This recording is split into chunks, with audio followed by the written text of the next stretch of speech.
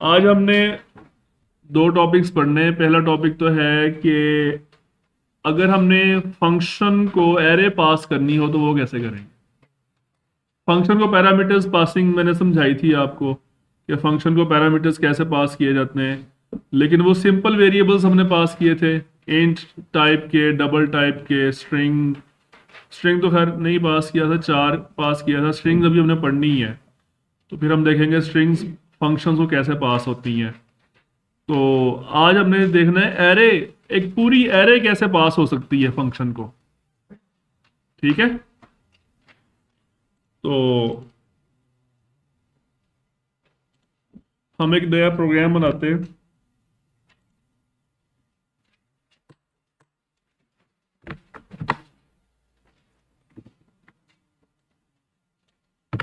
अब ये हमारे पास एक एरे है, ठीक है, नजर आ रहा है सबको। हम एक फंक्शन क्रिएट करते हैं। फंक्शन का नाम हम रख लेते हैं सम। ठीक है, ये फंक्शन क्या करेगा, इसको हम एक एरे पास करेंगे और ये उसके सारे एलिमेंट्स को ऐड करके रिजल्ट जो होगा वो वापस भेजेगा कॉलिंग फंक्शन को। इसलिए हमने इसकी रिटर्न टाइप क्या रखी है, इंट। सबको ऐड करेगा वैल्यूज को, और जो फाइनल आंसर होगा वो वापस रिटर्न करेगा। तो इसलिए इसकी जो रिटर्न टाइप है वो इंट है। नाम आप जो मर्जी रख लें उसका, मैंने सम रखा है। अब इसके पैरामीटर्स कैसे डिसाइड होंगे कि इसको क्या पास होगा, हमने एरे पास करनी है। तो हम यहाँ पे लिखेंगे इंट और आगे स्क्वायर ब्रैकेट्स लगा देंगे। तो ये मेथड है एरे पास करने का। ठीक है, अगर आप सिंपल ये ब्रैकेट्स नहीं लगाएंगे तो ये एज्यूम करेगा कि कोई वेरिएबल पास हो रहा है, और ये ऑलरेडी बताया हुआ है आपको मैंने। अगर हम ब्रैकेट्स लगा देंगे तो ये समझेगा एरे पास होनी है। ठीक है, समझ आ गई। अब हम इसकी डेफिनेशन करते हैं, सम इंट ओपनिंग क्लोजिंग ब्रैकेट्स, और उसके बाद एरे का नाम जो भी आप इस फंक्शन के अंदर यूज करना चाहते हैं, फॉर एग्जांपल वाई। ठीक है, और इसकी ब्रैकेट्स आ गई। ठीक है, अब हम यहां पे करनी है हमने प्रोसेसिंग कि सम कैसे होगा।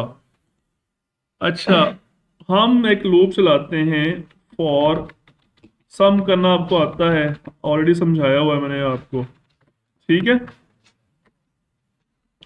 एक वेरिएबल s ले लें, उसको इनिशियलाइज कर दें 0 से, और उसमें y की हर वैल्यू को आप ऐड कर दें। बिकॉज यहाँ पे एरे का नाम हमने क्या रखा हुआ है, y। तो उसको जो भी एरे मिलेगी वो उसकी हर वैल्यू को s वेरिएबल के अंदर ऐड करेगा, और जो फाइनल आंसर आएगा उसको फिर वो कर देगा रिटर्न। ठीक है, ये फंक्शन डेफिनेशन समझ आई। अब हम इसको कॉल करते हैं। यहाँ पे हम लिखते हैं, फंक्शन का नाम लिखा सम, एरे चाहिए फंक्शन को। एरे हमारे पास बनी हुई है, ये देखें।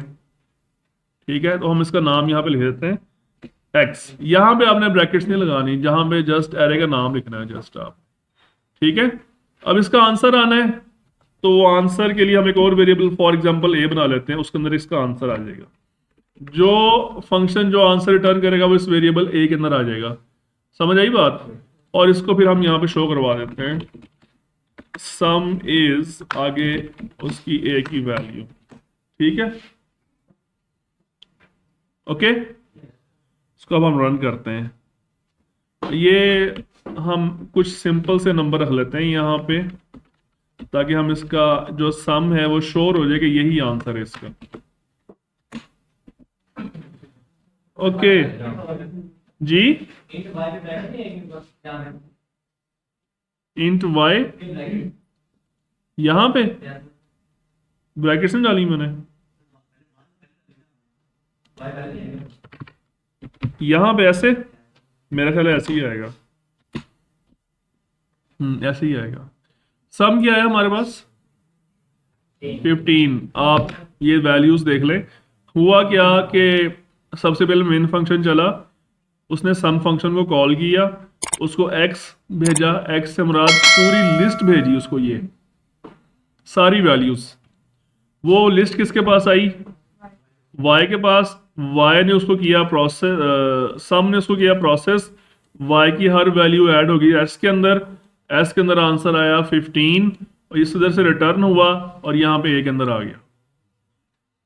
ठीक है, तो ये प्रोसीजर है किसी भी एरे को फंक्शन को पास करने का। ठीक है, एक से ज़्यादा एरेज भी पास हो सकती हैं, यानी आप फर्ज करें यहाँ पे एक और एरे है इस तरीके से, वो भी आप पास करवा लें। ठीक है, जितनी चाहें एरेज पास करवा लें। यहाँ पे जो एक इम्पॉर्टेंट पॉइंट ये है कि आप जानते हैं कि सी प्लस प्लस में जो एरेज का जो अपर बाउंड होता है उस पर कोई चेक नहीं होता, कोई रन टाइम एरर नहीं आता उसके ऊपर। अगर आप अपर बाउंड को एक्सीड करने की कोशिश करते हैं तो कंपाइलर उस पर कोई एरर नहीं देता, ना कंपाइल टाइम पे ना रन टाइम पे। तो हमें फंक्शन को ये भी इंफॉर्म करना चाहिए कि इसके इतने एलिमेंट्स हैं, साइज भी भेजना चाहिए हमें एरे का, सिर्फ एरे नहीं भेजनी चाहिए, एरे का साइज भी भेजना चाहिए। तो आप यहाँ पे ये तो हो गया ना एरे, साथ एक और इंट लगाएं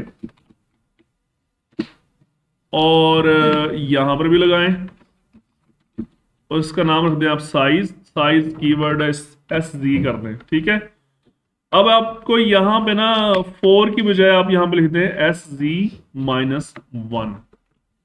ऐसा क्यों किया हमने, SG-1 क्यों किया हमने? उधर से हम साइज भेजेंगे इसका, ये देखें मैं यहाँ पे कॉल करते हुए बता रहा हूँ कि इसका साइज क्या है 5। अब ये 5 की वैल्यू आएगी इस SG के वेरिएबल में, तो लूप हमारी चलेगी SG-1 यानी कि 5 - 1 4। तो अब ये हमारा फंक्शन जो है ना वो ज़्यादा फ्लेक्सिबल हो गया है, इसको हम एरे भी बताएंगे साथ में उसका साइज भी बताएंगे। तो हमारी जो लूप लगेगी यहाँ पे फंक्शन के अंदर, उसको पता होगा कि यहाँ तक जाना है, इससे आगे नहीं जाना। ठीक है, इसमें कोई क्वेश्चन? ओके।